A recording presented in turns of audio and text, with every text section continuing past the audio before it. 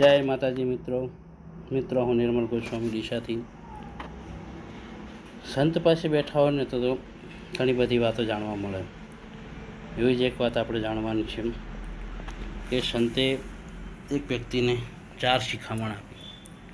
4 શિખામણનું પરિણામ શું મળ્યું એ તમને વાત સાંભળશો તો મજા આવશે.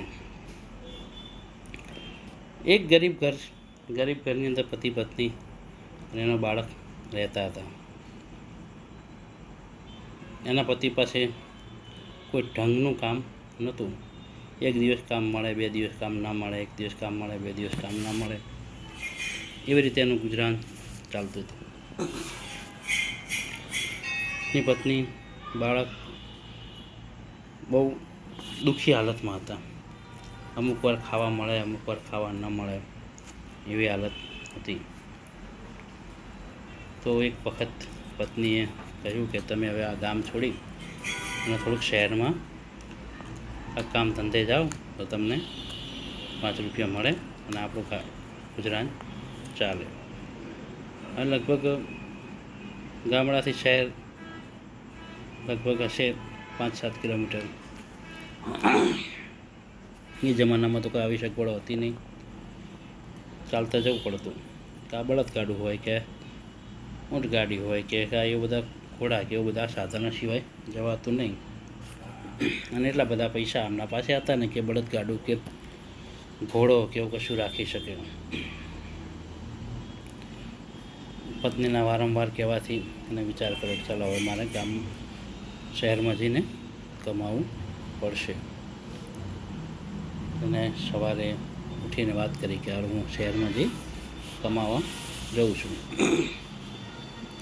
પણ હું શહેરમાં કમાવા જાઉં, મારે જતા આવતા અને ત્યાં આગળ થોડો ઘણો ખર્ચો માટેનો કોઈ પૈસા મળે તો હું શહેરમાં કમાવા માટે જાઉં.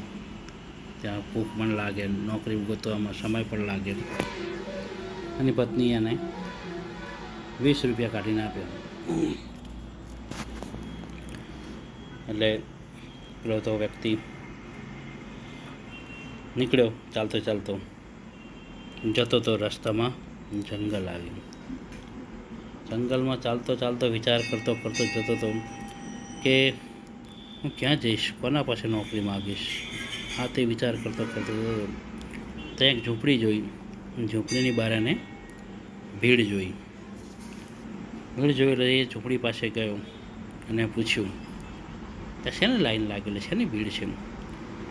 એટલે કે એક બાપજી છે એ શિખામણ આપે છે પૈસા લઈને.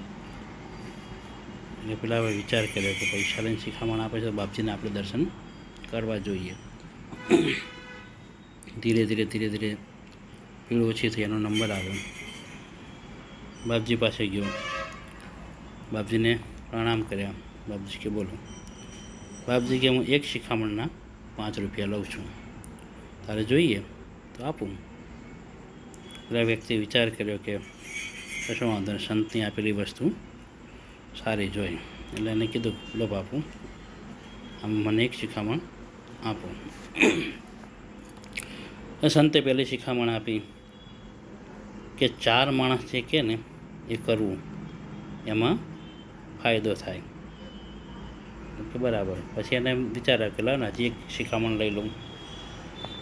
કે સારું બાપુ, એક બીજી મને શિખામણ આપો. એટલે બાપુએ બીજી શિખામણ આપી કે કદાચ તમને ક્યાંયથી ધન મળે તો તમારે કોઈને ક્યાંય કહેવું નહીં. કે એને પાસે એવું થયું કે લાવ હજી 10 રૂપિયા આપણે હજી એક શિખામણ લઈ લો. અને પાછી એને કીધું બાપુ હજી એક શિખામણ આપો.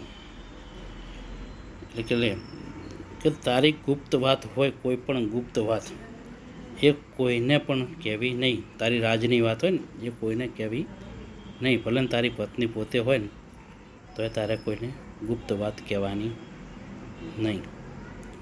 કે બરાબર છે. 5 રૂપિયા વધ્યા હતા. બાપુ હજી એક શિખામણ આપી દો, મારા 20 રૂપિયા પૂરા થાય. એ કે સારું. કે રાજા પાસે કોઈ દિવસ ખોટું બોલવાનું નહીં. 4 વાત સાંભળી અને એ તો ભાઈ પાછો જતો રહ્યો કે હવે મારા પાસે પૈસા છે ને, હવે હું આગળ જઈને શું કરું. એમ કરીને પાછો આવતો હતો તો રસ્તામાં એને એક અર્થી મળી. એટલે એક વ્યક્તિ મરેલો હતો, અર્થી ઉપર ખાટલામાં પડ્યો હતો. 4 માણસો ભેગા થયા અને વાતો કરતા કે આને કોઈક બિચારાને શમશાનમાં જઈને બાળી આવે તો સારું, આગળ પાછળ એનું કોઈ છે નહીં. આવી બધી ચર્ચા કરતા હતા. પેલો ત્યાંથી નીકળ્યો એટલે પેલા વ્યક્તિને ઊભા રાખ્યો કે ભાઈ અમે તો જો વૃદ્ધ માણસ છીએ, મારાથી કશું થાય એમ છે નહીં, પણ તું એક નોજવાન માણસ છે, જો આ વ્યક્તિને તું શમશાન સુધી લઈ જાય અને એની અંતિમ ક્રિયા કરી દે તો ભગવાન તારું ભલું કરશે. પેલા એને એકદમ વિચાર્યા કે 4 માણસ કે કાર્ય કરવાનું. સંતે કીધું 4 માણસ જે કે કાર્ય કરવાનું. એટલે કીધું વાંધો નહીં. પેલા તો ખાટલો ઉપાડે માથે અને શમશાન તરફ ગયો. શમશાનમાં જઈને ખાટલો મૂકી જેવી ચાદર ખોલી તો એમાંથી એને પૈસા મળ્યા. અઢળક ધન હતું એની અંદર. અઢળક ધન જોઈને પેલો અચંબિત પામી ગયો. ઓહો, સંતે કીધું હતું કે કદાચ કોઈ જગ્યાએ ધન મળે તો તારે કોઈને કહેવાનું નહીં. એટલે એને બરાબર છે, એટલે કીધું નહીં અને ધન લઈ અને પેલી અંતિમ ક્રિયા કરી દીધી. ત્યાંથી ઘરે ગયો. ઘરે જઈને પત્નીને પૈસા આપ્યા. વાતચીત કરી. પત્ની કે ક્યાંથી લાવ્યા? તેને કીધું કે ભાઈ તારે કોઈ મતલબ રાખવાનો નહીં, તું તારા પૈસાથી મતલબ રાખ. ક્યાંથી લાવ્યા, શું કરીને, એનાથી તારે કોઈ મતલબ રાખવાનો નહીં. પૈસા હતા એમાંથી એને થોડોક નાનો મોટો એનો ધંધો વેપાર ચાલુ કર્યો. પાનનો ગલ્લો જેવું ચાલુ કર્યું એને. એટલે લોકોમાં ચર્ચાઓ થવા માંડી કે આ કાલનો વ્યક્તિ, કાલે એના પાસે ખાવાના ફાંફા હતા અને આજે એને આજ ગલ્લો કરીને બેઠો છે તો એને નક્કી ક્યાંક ચોરી બોરી કરી લાગે છે. નકર આ આટલો બધો પૈસાવાળો થાય નહીં.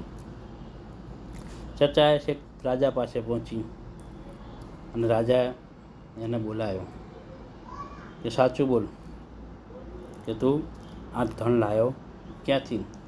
એટલે સંતની ચોથી વાત યાદ આવી કે રાજા પાસે ક્યારેય ખોટું બોલવાનું નહીં. એટલે એને હકીકત જે હતી એ રાજાને કહ્યું. હકીકત સાંભળી રાજા ખુશ થઈ ગયો અને રાજાએ એને એની રાજના કાર્યમાં એનું નિમણૂક કરી નાખ્યો અને રાજમહેલમાં એને નોકરી લગાવી દીધો. એટલે મિત્રો, કહેવાનો મતલબ એ છે કે સંત પાસેથી તમે જ્યારે કંઈ પણ ઉપદેશ મળે એ ઉપદેશ તમારા જીવનમાં ક્યારે ને ક્યારે કામ આવે જ છે. પણ એ સંતનો ઉપદેશ તમે એવી રીતે સાંભળજો કે જેથી તમારા જીવનની અંદર ક્યારે ને ક્યારે પરિવર્તન આવશે. સંતે આપેલી વાણીનો એક એક શબ્દ તમારા જીવનમાં જો ઉતરશે ને તો તમારું જીવન જે જીવવાની જે પ્રક્રિયા રહી ને એની અંદર ઘણા બધા પરિવર્તન આવશે. મેં તો જાતે અનુભવ કર્યો છે. જય શ્રી રામ, જય શ્રી રામ, જય શ્રી રામ.